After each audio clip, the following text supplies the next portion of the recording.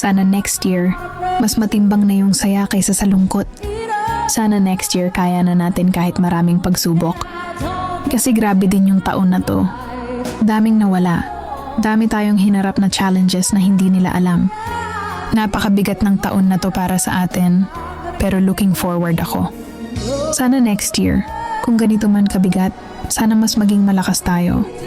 Para kahit papano worth it lahat ng sakripisyo.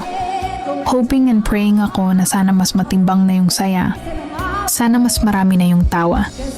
Sana magkaroon na tayo ng peace of mind. Sana next year maging maayos na.